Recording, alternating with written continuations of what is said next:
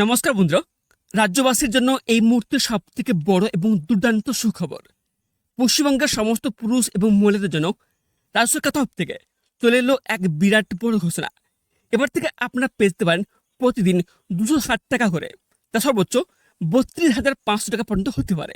হ্যাঁ, একদম ঠিক শুনছেন, সরাসরি আপনাদের ব্যাংক অ্যাকাউন্টে এই টাকা ঢুকবে। ইতিমধ্যে কিন্তু এর জন্য একটি বিশেষ ফর্ম প্রকাশ করা হয়েছে। আপনার এলাকার জনকল্যাণ শিবিরে এই ফর্মটি জমা দিয়ে আবেদন অ্যাপ্রুভড হলে কাজ করার সাথে প্রতিদিন 260 টাকা করে আপনার পকেটে আসবে। তবে এখানে প্রশ্ন হচ্ছে, কিন্তু কীভাবে এই ফর্মটি ডাউনলোড করবেন বা পাবেন? ফর্মটি নির্ভুলভাবে পূরণ করার সঠিক পদ্ধতি কী রয়েছে, আবেদনের সাথে কী কী জরুরি কাগজপত্র জমা দিতে হবে, আর এই স্কিমের আসল শর্তগুলি বা কী কী রয়েছে, সমস্ত কিছু একদম জলের মতো সহজ করে আজকের ভিডিওটিতে আমি আপনাদের প্রমাণসহ লাইভ দেখাতে চলেছে। একটু স্কিপ না করে ভিডিও পুরোটা দেখুন, কারণ একটা ছোট ভুল হলেই কিন্তু টাকা পাবেন না। তার আগে এই গুরুত্বপূর্ণ খবরটি আপনার চেনা পরিচিত সবার সাথে এখনই বেশি বেশি করে শেয়ার করে দিন, যাতে সবাই এই সুবিধাটি পায়। আর এই ধরনের সমস্ত সরকারি স্কিম ও জরুরি খবরের আপডেট সবার আগে পেতে আমাদের এই চ্যানেলটিকে সাবস্ক্রাইব করে পাশ থেকে বেল আইকনটি অন করে রাখুন। এই মুহূর্তে আপনার স্ক্রিনে দেখতে পাচ্ছেন, এটা হচ্ছে ফর্ম, ঠিক আছে? এই ফর্ম কিন্তু ফিল আপ করে আপনাদের জমা দিতে হবে। তবে এখানটা আপনাদের বলে রাখি, এখানে কী লেখা রয়েছে। এখানে লেখা রয়েছে জনকল্যাণ শিবির জব কার্ডের জন্য আবেদনপত্র। এর সাথে এক কথা মাথায় রাখবেন যে এই জব কার্ড যদি আপনারা বানিয়ে নিতে পারেন, সেক্ষেত্রে আপনারা প্রতিদিন 260 টাকা করে পেতে পারেন এবং বছরে 32,500 টাকা করে কিন্তু আপনারা পেতে পারেন। তবে এই মুহূর্তে প্রশ্নটি হচ্ছে যে এই ফর্মটি আপনারা ফিল আপ করবেন কী করে, কিংবা এর সাথে কী কী ডকুমেন্টস লাগবে এবং ফর্মটি আপনারা কোথায় জমা দেবেন, তার স্টেপ বাই স্টেপ প্রসেস আপনি দেখাচ্ছি, আপনার মনোযোগ সহকারে দেখুন। প্রথমে এখানে কি লেখা রয়েছে যে প্রতি সমষ্টি উন্নয়ন আধিকারিক ব্লক রয়েছে, ঠিক আছে? এতে রয়েছে ব্লক, এখানে আপনার ব্লকের নাম দেবেন। তারপর দেখবেন নিচে একটা অপশান রয়েছে, কী অপশান রয়েছে? বিষয় জব কার্ডের জন্য আবেদনপত্র। তারপর নিচে আসবেন, নিচে আসার পর দেখবেন এখানে কি লেখা রয়েছে? মহাশয়, ঠিক আছে? তারপর এখানে রয়েছে আমি। তারপর যে এই যে ফাঁকা জায়গাটি রয়েছে, এখানটায় যিনি আবেদন করছেন জব কার্ডের জন্য, তার নাম কিন্তু এখানে দেবেন। দেওয়ার পরে এখানে দেখবেন কী বলা হয়েছে? পিতা অথবা স্বামীর নাম। যিনি আবেদন করছেন তার পিতা অথবা স্বামীর নাম কিন্তু এই বক্সটা দেবেন, ঠিক আছে? তারপর রয়েছে এই ফাঁকা জায়গাটায় আপনার গ্রাম পঞ্চায়েত যে রয়েছে, ঠিক আছে, সেই গ্রাম পঞ্চায়েতের নাম কিন্তু এখানে দেবেন। তারপর নেক্সট এখানে কি বলা হয়েছে? গ্রাম পঞ্চায়েতের স্থায়ী বাসিন্দা ও ভারতবর্ষের নাগরিক, ঠিক আছে? আমার পরিবারে কোনো জব কার্ড নেই বা ছিল কিন্তু জব কার্ডটি ডিলিট হয়ে গেছে, যেটির প্রয়োজন হয় সেটি কেটে দিন। এখানটা আপনাদের বলে রাখি, এখানে কিন্তু দুটিভাবে কিন্তু আবেদন করা যাবে। কী আবেদন করা যাবে? যাদের কোন প্রকার জব কার্ড নেই, নতুনভাবে আবেদন করতে যাচ্ছেন, সেক্ষেত্রে দেখবেন এখানে বলা হয়েছে পরিবারে কোনো জব কার্ড নেই, এরা আবেদন করতে পারবেন, ঠিক আছে? আর সেকেন্ড কার্ড আবেদন করতে পারবেন যাদের জব কার্ড অলরেডি ছিল কিন্তু ডিলিট হয়ে গেছে আর পুনরায় আবেদন করতে যাচ্ছেন, সেক্ষেত্রে আপনারা এখানে কিন্তু ফর্ম ফিল আপ করে জমা দিতে হবে। তবে এখানে বলে রাখি, যদি আপনারা নতুন আবেদন করছেন জব কার্ডের জন্য, সেক্ষেত্রে আপনারা কী করবেন? এই যে সেকেন্ড যে বলা হয়েছে ছিল কিন্তু জব কার্ডটি ডিলিট হয়ে গেছে, এই যে লেখাটা রয়েছে, এই লেখাটা কিন্তু আপনারা কেটে দেবেন, ঠিক আছে? আর এখানটা আপনি বলে রাখি, যাদের জব কার্ড আগে ছিল কিন্তু ডিলিট হয়ে গেছে আবার আবেদন করছেন, সেক্ষেত্রে আপনারা কী করবেন? এই যে লেখাটি আছে আমার পরিবারে কোনো জব কার্ড নেই, এই লেখাটি আপনারা কেটে দেবেন, ঠিক আছে? বোঝা গেল কিছু? কেননা এখানে কিন্তু দেখবেন স্পষ্ট কিন্তু এখানে লেখা রয়েছে, যেটি প্রয়োজন হয় সেটি কেটে দিন। তারপর নিচে আসবেন, এখানে দেখবেন কী বলা হয়েছে যে আমি অথবা আমরা MGNREG আইন 2005 অনুযায়ী মহাত্মা গান্ধী জাতীয় গ্রামীণ কর্মনিশ্চয়তা প্রকল্পে দক্ষ অথবা অর্ধদক্ষ বা অদক্ষ শ্রমিক হিসেবে কাজের জন্য আবেদন করতে চাই, ঠিক আছে? তার ঠিক নিচে কী বলা হয়েছে? অনুগ্রহপূর্বক আমার অথবা আমাদের আবেদনটি গ্রহণ করুন। আমার পরিবারের সকল তথ্য এই আবেদনের সাথে যুক্ত করা হলো, ঠিক আছে? তারপর দেখবেন এখানটা আপনাদের বলে রেখে এখানে দেখে বলা হয়েছে আবেদনকারী স্বাক্ষর, ঠিক আছে? এই যে ফাঁকা জায়গা রয়েছে এখানটায় যিনি আবেদন করবেন তার সাইন কিন্তু সিগনেচার কিন্তু এখানে করতে হবে, স্বাক্ষর করতে হবে, ঠিক আছে? তারপর দেখবেন নেক্সট অপশান হচ্ছে পুরো নাম, ঠিক আছে? এই যে পুরো নাম রয়েছে ঠিক এই জায়গায় আপনার নাম কিন্তু পুরো লিখবেন, ঠিক আছে? আপনার নাম এবং আপনার টাইটেল সেটা কিন্তু এখানে দেবেন। তারপর নেক্সট অপশান কী বলা হয়েছে? Mobile number. এই ফাঁকা জায়গাটায় আপনার যে মোবাইল নাম্বার রয়েছে সেই মোবাইল নাম্বারটা দেবেন, ঠিক আছে? তারপর দেখবেন এখানে অপশান হচ্ছে তারিখ, ঠিক আছে? এর পাশে যেদিন ফর্ম ফিল আপ করে জমা দিবেন ওই দিনকার তারিখটি কিন্তু এখানে দেবেন। তবে এর সাথে এখানটা কী কী ডকুমেন্টস লাগবে বলা হয়েছে, ঠিক আছে, এটা কিন্তু আমি পরে বলছি। তারপর নেক্সট কিন্তু আপনাদের নেক্সট ফর্মে যেতে হবে। তারপর নেক্সট এখানটা আপনাদের বলে কি, এটা হচ্ছে জব কার্ডের দ্বিতীয় ফর্ম, ঠিক আছে।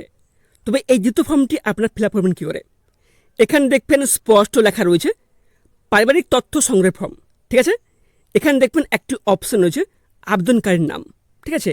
এই যে ফাঁকা জায়গায় রয়েছে, যিনি আবেদন করছেন জব কার্ডের জন্য তার নাম কিন্তু এখানে দেবেন।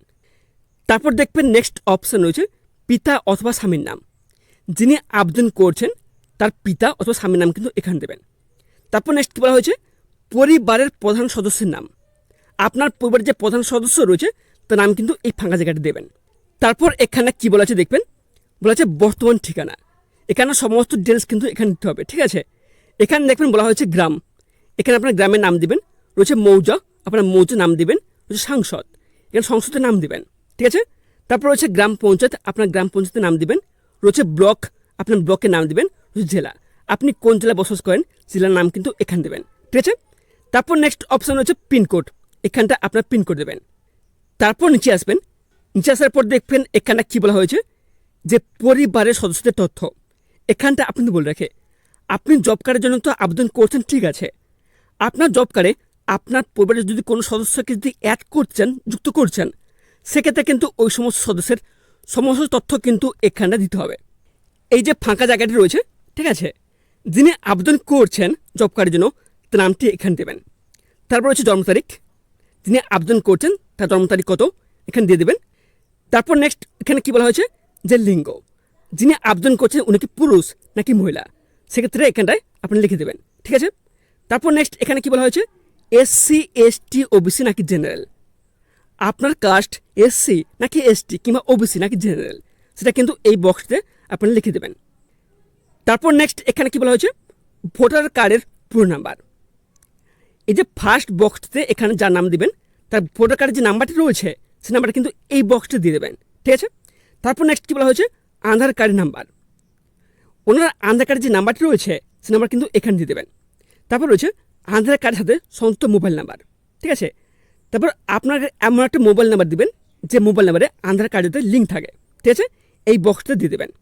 তারপর নেক্সট এখানে দেখবেন কী বলা হয়েছে যে ব্যাংকের তথ্য, ব্যাংকের নাম, শাখা, IFSC কোড, পুরো অ্যাকাউন্ট নাম্বার, এখানে কিন্তু এই বক্স রয়েছে, এই বক্সটাতে আপনি দিয়ে দেবেন, ঠিক আছে।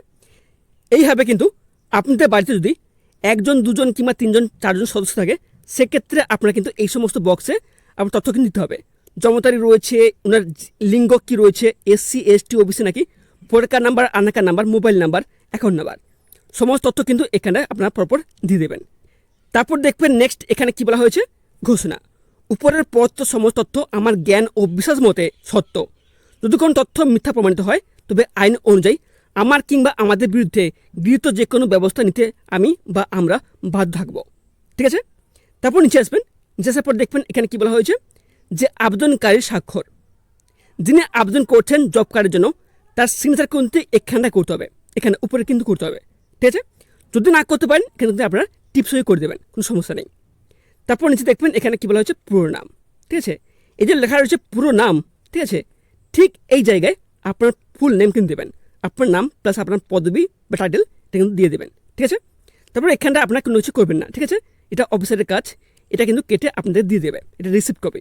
তারপর ফিরে আসি 3 নম্বর ফর্মে, আপনার নিচে যাবেন, যার পর দেখবেন এখানে কি বলা হয়েছে আধার সংক্রান্ত সম্মতিপত্র, ঠিক আছে। এখানে কি লেখা হচ্ছে আমি, ঠিক আছে, এই যে ফাঁকা জায়গাটা রয়েছে যিনি আবেদন করছেন তার নাম কিন্তু এখানে দেবেন। তারপর দেখবেন নেক্সট এখানে কি বলা হয়েছে আমার জব কার্ড নাম্বার, আপনি যদি জব কার্ডের জন্য নতুন আবেদন করছেন সেক্ষেত্রে কিন্তু এই যে বক্স রয়েছে এখানে কোনো জব কার্ড নাম্বার দেওয়ার দরকার নেই, ঠিক আছে। আর এছাড়া যদি আপনাদের যদি আগে জব কার্ড ছিল সেটা ডিলিট হয়ে গেছে, আপনার পুনরায় আবেদন করতে আছেন, সেক্ষেত্রে কিন্তু এই বক্সতে আপনার যে পুরাতন জব কার্ড ছিল সেই কার্ড নাম্বার কিন্তু এখানে দিয়ে দেবেন, ঠিক আছে। তারপর নেক্সট এখানে কি বলা হয়েছে এবং আধার নাম্বার প্রকল্পের অধীনে আমার পরিচয় প্রতিষ্ঠা ও প্রমাণীকরণের উদ্দেশ্যে আমার আধার নাম্বার ব্যবহারের জন্য প্রকল্প বাস্তবায়নকারী দপ্তরকে সম্মতি প্রদান করছে, ঠিক আছে। তারপর নিচে আসবেন, নিচে আসার পর দেখবেন এখানে কি বলা হয়েছে যে স্বাক্ষর বা টিপসই, যিনি আবেদন করছেন উনি যদি স্বাক্ষর করতে পারেন, সিগনেচার করতে পারেন, সেক্ষেত্রে এখানে কিন্তু সিগনেচার করবেন, যদি সিগনেচার না করতে পারেন এখানে আপনার টিপসই দিয়ে দেবেন, ঠিক আছে। তারপর দেখবেন নিচে একটা বলা হয়েছে নাম, ঠিক এই ফাঁকা জায়গায় আপনার নাম দিবেন। ঠিক আছে, তারপর দেখবেন এখানে বলা হয়েছে যে তারিখ।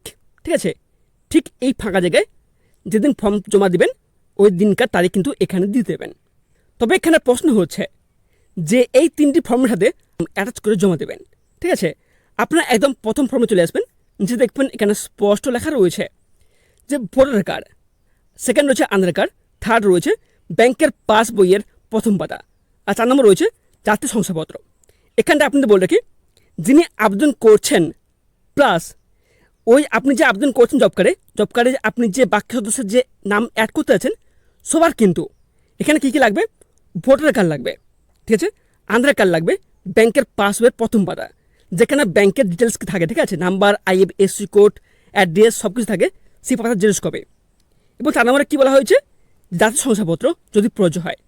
এছাড়াও আপনাদের বলে রাখে, আপনি যদি SC ST কিংবা OBC হয়ে থাকেন সেক্ষেত্রে কিন্তু আপনাদের যে কাস্ট সার্টিফিকেট সেটা কিন্তু আপনাদের জমা দিতে হবে। ঠিক আছে, আর আপনি যদি জেনারেল হয়ে থাকেন সেক্ষেত্রে আপনাদের জমা দিতে হবে না। এই যে 4টি রয়েছে, এই চারটি ডকুমেন্টস জেরক্স কপি কিন্তু আপনাদের এই ফর্মের হাতে অ্যাটাচ করে জমা দিতে হবে। আপনারা কিন্তু প্রতিটি সদস্যের 2 থেকে 3 কপি কিন্তু রঙিন পাসপোর্ট সাইজে ফটো নিয়ে যাবেন। ঠিক আছে, লাগলেও লাগতে পারে। তবে এখানে প্রশ্ন হচ্ছে যে এই ফর্ম 3টি আপনারা পাবেন কোথায়? কেননা এখানে দেখবেন বলা হয়েছে জনকল্যাণ শিবির। এই যে সামনে 15, 16 এবং 17 তারিখে মোট 3 দিন যে আপনাদের এলাকায় যে জনকল্যাণ শিবির বসবে সেখান থেকে কিন্তু আপনারা এই 3টি ফর্ম কিন্তু আপনারা পেয়ে যাবেন, জব কার্ডের জন্য আবেদনপত্র আপনারা পেয়ে যাবেন। ঠিক আছে, তবে আপনাদের এলাকায় কোথায় এই শিবির বসবে আপনারা না জেনে থাকেন সেখানে কিন্তু অলরেডি একটি ভিডিও বানিয়েছে আমার চ্যানেলে, আপনারা যদি ভিজিট করেন সেক্ষেত্রে আপনারা দেখে নিতে পারবেন যে আপনার ঠিক কোন এলাকায় কোন জায়গায় এই জনকল্যাণ শিবির বসবে। সেখানে গিয়ে আপনারা এই জব কার্ড আবেদনের জন্য এই 3টি ফর্ম কিন্তু আপনারা চেয়ে নেবেন। এই সমস্ত যে ডকুমেন্টসগুলো বললাম এই সমস্ত ডকুমেন্টসগুলো আপনারা অ্যাটাচ করে কিন্তু এই ফর্মের হাতে পিন করে অ্যাটাচ করে ওইখানে জনকল্যাণ শিবিরে আপনারা জমা দিয়ে দেবেন। সবশেষে আপনার যে এই জব কার্ডের জন্য আবেদন করলেন, ঠিক আছে, সমস্ত কিছু কিন্তু ওরা যে সমস্ত আধিকারিকরা রয়েছেন ওরা কিন্তু যাচাই করবে। এবার যদি আপনি এই জব কার্ডটি বানিয়ে নিতে পারেন সেক্ষেত্রে আপনারা প্রতিদিন 260 টাকা করে আপনারা পেতে পারেন। রাজ্য সরকারের এই জনকল্যাণমূলক স্কিমটি কিন্তু সাধারণ মানুষের অর্থনৈতিক সহায়তার জন্য অত্যন্ত কার্যকরী। তাই অনুরোধ করব এই ভিডিওটি আপনার পরিবার, আত্মীয়স্বজন এবং বন্ধুদের সাথে ফেসবুক ও হোয়াটসঅ্যাপে প্রচুর পরিমাণে শেয়ার করে দেন, যাতে আপনার একটি শেয়ার অন্য কোনো মানুষের উপকার হতে পারে। এই ধরনের রাজ্য ও কেন্দ্র সরকারের সমস্ত সরকারি প্রকল্পের খবর সবার আগে জেনুইনভাবে পেতে এখনই আমাদের চ্যানেলটিকে সাবস্ক্রাইব করে 5 টাকা বেল আইকনটি অন করে রাখুন। দেখা হচ্ছে পরবর্তী কোনো গুরুত্বপূর্ণ আপডেটের সাথে। ততক্ষণ সব ভালো থাকবেন, সুস্থ থাকবেন। ধন্যবাদ।